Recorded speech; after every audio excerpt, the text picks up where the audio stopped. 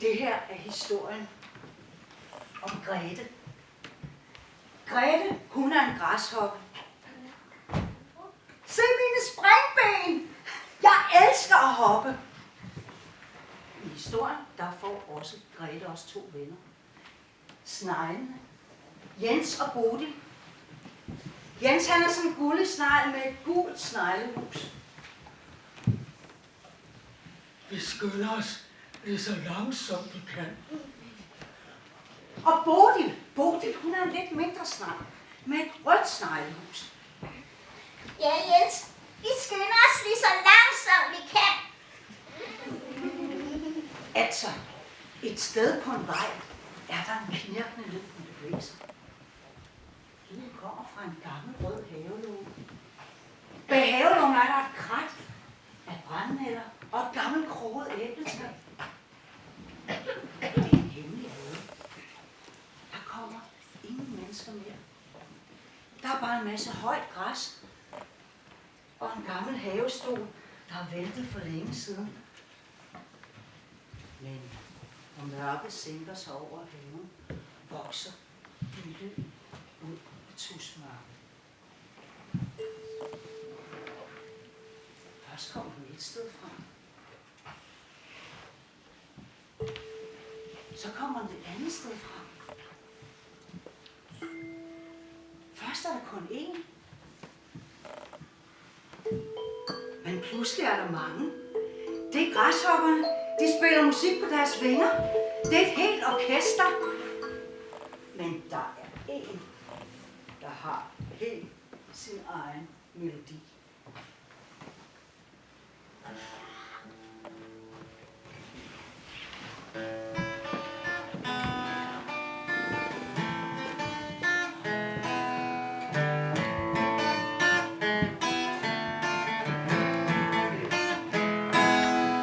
Jeg er Grete, græshoppe, grøn og grå og fuld af spring.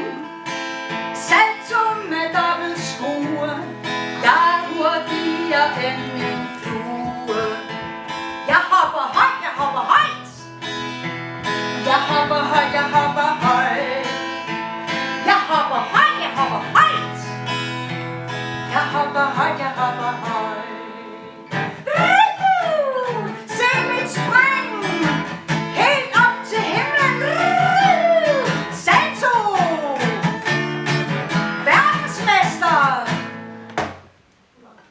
Voksne græshopper var træt af det. Nu lander på os. Skubber til os. Små græshopper skal sidde stille i græsset og lytte til de voksnes musik. Hui! I kan rende og hoppe, Kage. Prøv lige at se det her spring. Hui! Og så sprang Grete. Det var ikke alle i haven, der syntes, at Grete sprang for meget. Sneglene Jens og Bodil sad og holdt øje med hende. De havde ligget hele vinteren nede i jorden i deres sneglehuse og glædede sig til at se, hvem der skulle blive det her sommers allerdygtigste højdespringer. Og nu sad de og kiggede ned. Den græshoppe er herregod til at springe. Jens! Så du det spring? Sådan gik dage og uger. Grete sprang. Whee! De andre græshopper brokkede sig. Shhh! Og sneglene gloede. Men en dag skete der noget. Altså, Gretes krop begyndte at klø. Det trak i de bagerste ben. De mellemste ben trykkede. De forreste ben klemte. Og hendes antenner kløede. Altså, når børn vokser, så vokser de ud af deres tøj, og så får de noget nyt. Det kan græshopper ikke. Når græshopper vokser, så ravner deres hud, og så kommer der en ny større græshoppe ud. Gretes ryg revnede, og ud kom der et nyt hoved og følehorn, og alle hendes ben. Wow! Nu har jeg fået nye ben! Nu kan jeg springe endnu højere! Springben! Whee! Men hun kunne ikke springe endnu, for kroppen var helt blød. Så Grete blev nødt til at vente, til hun var blevet helt tør. Mens hun sad og ventede, kom grågrønne græshoppefar. Nu er du blevet stor nok til at lære at sidde stille. Du må lære ikke at forstyrre vores musik. Selvom dine ben er lange, er du stadig en lille græshoppe, der skal gemme dig i græsset. Ellers bliver du ædt. Jamen, hvis der er nogen, der vil æde mig, så springer jeg jo bare. Alle kan se os, når du hopper rundt. Desuden kunne vinden tage dig og blæse dig helt til verdens ende. Verdens ende? Ha! Hvor er det? Hold dine ben i ro, til du bliver klog og voksen. Ingen vilde spring, ingen høje hop, ingen larm og ballade.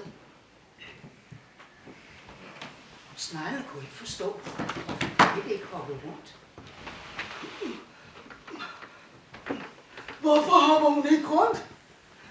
Ja, hvorfor hopper hun ikke rundt, hva'? Skal vi springe ned og spørge hende? Og så slap de og landede med et klonk nede i græsset.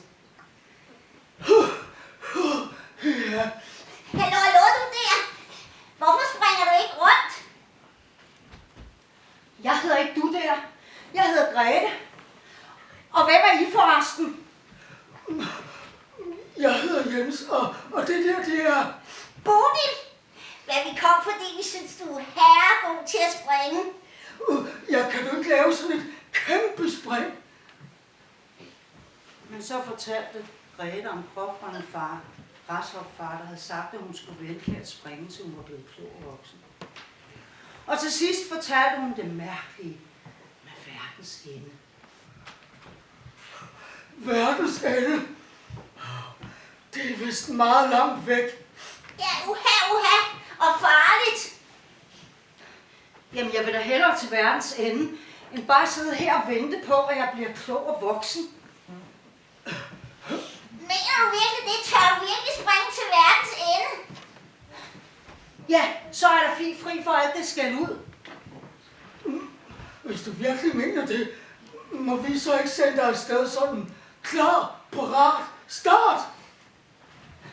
Okay. Mine ærede brændenælder, smårødne æbler og overgroede jordbærbede. Græshoppen Grete vil nu springe til verdens ende. Og så både Grete ned i bilen og skulle til at springe. Hop, lille græshoppe, hop, hop, hop. Hop, lille græshoppe, hop, hop, hop. Hop, lille græshoppe, hop, hop, hop. Hop, lille græshoppe, hop, hop, hop. Mon dine ben vil sende dig ud til verdens ende. Mon dine ben vil sende dig ud til verdens ende.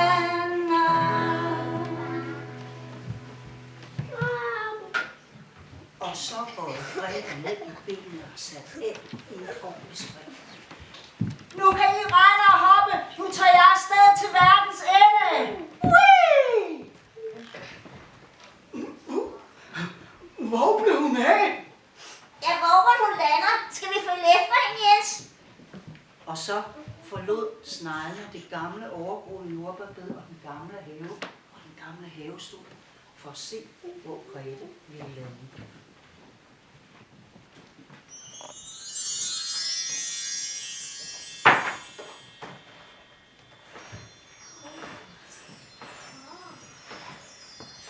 Grete, hun sprang højt op i luften. Over en hæk, over på den anden side af hækken, var der en å fyldt med iskoldt vand. Grete landede midt i vandet. Hun blev hvirvlet rundt. Hun gispede efter vejret, og hun sparkede med benene for ikke at synke.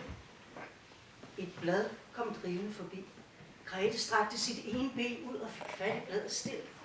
Med de mellemste hævde hun sig hen til bladet, og med de forreste ben hævde hun sig op på bladet. Wow! Se lige mig! I fuld fart til verdens ende! Bladet sejlede afsted med Grete.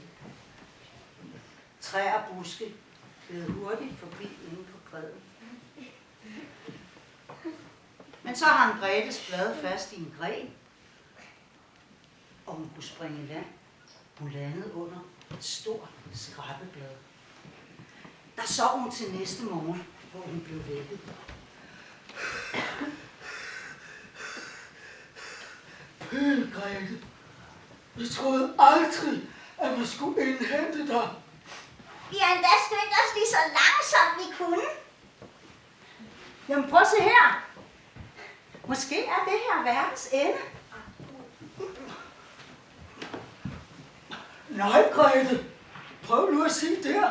Der er der meget mere verden derude. Du er der ikke endnu. Jamen så skal I altså også hjælpe mig hele vejen, ellers så tør jeg slet ikke. Jeps Amman, han sukker jorden rundt. Hip hip op med humøret. Det var et tæskeflot spring, du lavede. Synes I? Jamen så prøv lige at se det her. Og så brød Grete ned i benet og sprang alt om kunne. Whee!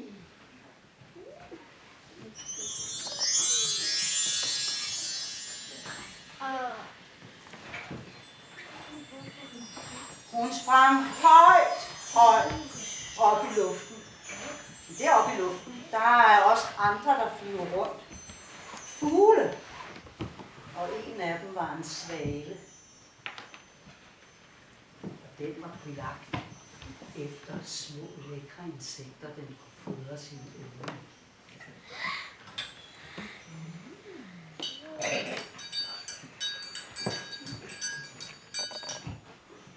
Dumme myg og fede fluer, hops dem snupper jeg.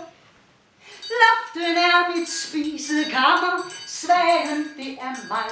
Og 25 myg og 15 fluer, en bille og en sommerfugl jeg sluger. 13 dansemyg og nogle myger hopser jeg. Og 25 myg og 15 fluer, en bille og en sommerfugl jeg sluger. 13 dansemyg og nogle myger hopser jeg. Haps, haps, haps, haps, haps, haps, haps, haps, haps, haps. Haps! Svalen fangede Grete med sit næb. Men Grete opdagede det slet ikke. Hun troede bare, at hun havde lavet et kæmpe spring og hang højt op i luften. Wow! Snegle! Prøv lige at se, hvor højt jeg sprang! Men snegle kunne slet ikke høre hende. Det kunne til gengæld en flue. Den var også blevet fanget af svalen og hang lige ved siden af i næbet. Det kan godt være, at du sprang højt. Men prøv lige at se, hvor du landede. Jeg er på vej til verdens ende, sammen med mine venner. Det er verdens ende, du er på vej til. Det er din ende. Spisebordet. Og det er os. Der er maden. Snip, snap, snude. Om lidt er du ude.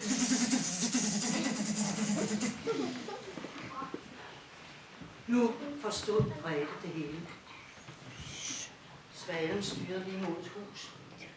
Op under husets tag var der en rede. Og reden var fyldt med små unger. Og hun spændt sad og ventede på, hvad deres mor hun skulle diske op med. Svalen landede på kanten af reden og smed fluen lige ned i halsen på sine unger. Så nu er der kun én ting at gøre. Hop, lille græshoppe, hop, hop, hop. Hop, lille græshoppe, hop, hop, hop. Hop, lille græshoppe, hop, hop, hop. Hop, lille græshoppe, hop, hop, hop. Og så sprang Grete. Hun sprang ind i reden, hvor hun greb fat i loftet med sine fødder. Så hang hun der ovenover fugleungerne. Lille græshoppe, lille græshoppe, lille græshoppe, lille græshoppe. Du skal sidde stille, musse stille. Du skal sidde stille, musse musse stille. Og så sad Grete der helt stille i rigtig, rigtig lang tid. Lige til det begyndte at ske igen. Hendes krop begyndte at klø. Det trak de bagerste ben. De mellemste klemme. Hendes forreste ben kløede, og hendes antenner krassede. Grete skulle ikke revne med løs, og alle fuglerne så op på hende. Hvad skulle Grete gøre? Hun smøg sig ud af den gamle hud og skubbede huden ned til fugleungerne. De troede, det var en rigtig levende græshoppe. Og mens fugleungerne spiste Gretes gamle krop, listede Grete hen til kanten. Hun tørrede og satte af i et ordentligt spring.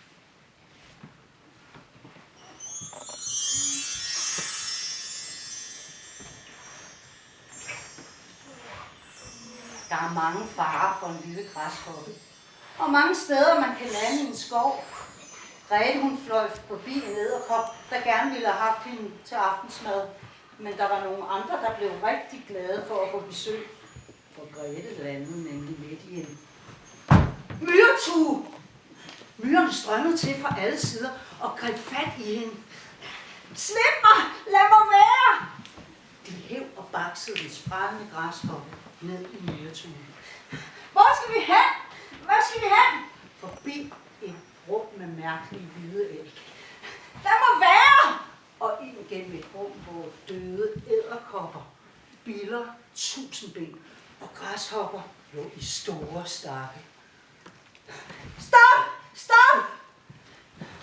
Men myrerne var ligeglade. De slæbte Grete ned i et stort rum midt i myretuen. I det store rum midt i myretuen lå der en stor, fed dronning. Hun lå æg.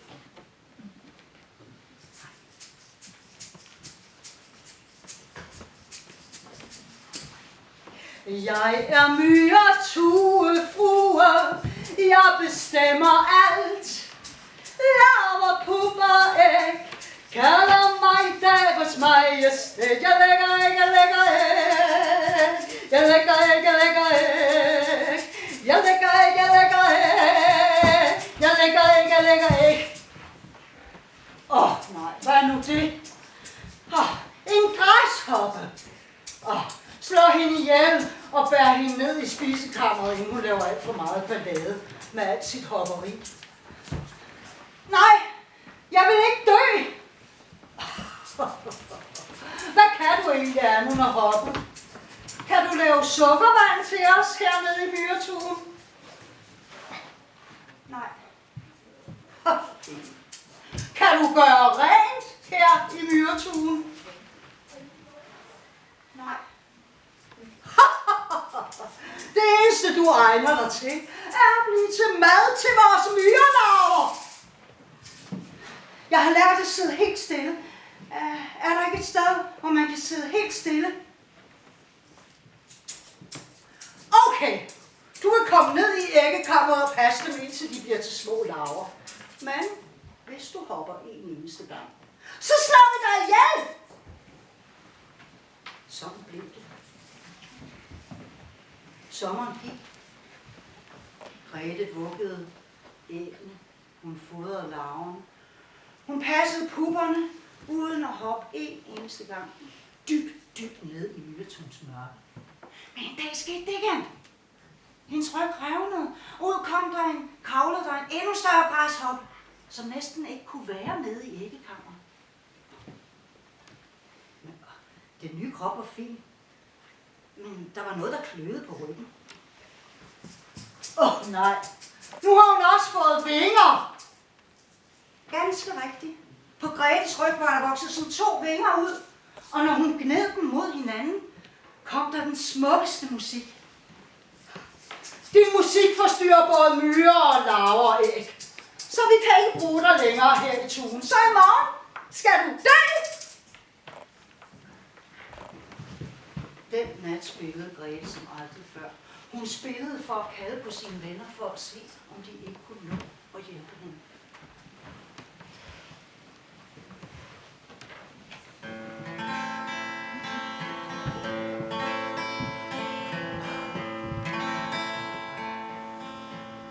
Jeg drømmer om at hoppe, springe højt rundt deroppe, i græsstrå, vind og solskin. Måske, måske, måske. Hjælp alle mine venner. Hjælp! Hjælp alle jer, jeg kender. Hjælp alle jer derude. Måske, måske, måske. Måske, måske, måske. Måske, måske. Måske, måske. Men mens Grete spillede, hørte hun pludselig 2 velkendte stemmer. Hold ud, Grete! Ja, hold ud, vi kommer nu! Hele myretunen skælvede, og det dryssede ned med grænnåle, og ind gennem myretunens væg skruede de 2 snegle sig. I kommer og redder dig nu, Grete! Ja, skynd dig, skynd dig! Hop ud i en fart! Og så sprang Grete. Whee!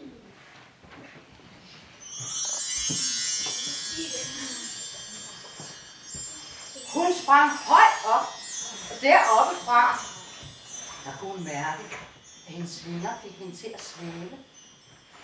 Og deroppe fra sit flyvespring kunne hun se, hvordan sneglene trillede hele vejen ned af myretunen. Ej, hvordan fandt de mig? Men ja, vi kunne høre din musik, og så fulgte vi efter dem. Ja, du er jo på vej til verdens ende, ikke? Jo, tak skal I have. Hvad er det for noget?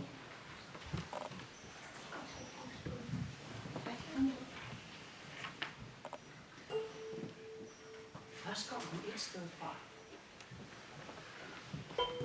Så kom hun et andet sted fra. Først var der kun én. Og pludselig var der flere. Det er græshopper! Jeg kan høre dem! Vi skal den vej! De 3 venner fulgtes ud af skoven og opdagede, at de var kommet til udkanten af en by. De sidder lige derovre. Jeg kan høre dem. Og ganske rigtigt, ikke så langt derfra, var der en masse højt græs. Og græsset var fyldt med græshopper, der sad og spillede løs på deres vinger. Det var en øredøvende skøn musik. Men mellem de 3 venner og alle græshopperne var der en vej fyldt med biler, der fræsede afsted. Så, Grete, nu skal du springe et kæmpe hop. Jamen, I skal da med. Vi er jo nået til verdens ende. Din verdens ende, Grete. Vores verdens ende, der er lidt flere rådne æbler, et overgroet jordbærbed og en gammel havestol. Nu skal du springe et kæmpe spring. Ja, det gør jeg. Det er okay. Ærede græsbror, badutspringer og superspringer. Supergræshoppen Grete vil nu springe til sidste spring til verdens ende. 1, 2, 3, spring! Og så bøjede Grete ud på benene og sprang det største spring, hun nogensinde havde sprunget. Hun sprang over en lastbil med anhænger, en Fiat og en Skoda, en gammel mand med stok på vej til Føtex, 2 rødhårede piger på et skateboard, og hun landede midt imellem alle de græshopper, der sad og spillede i græsset, så det bøjede ned af al den musik, de lavede.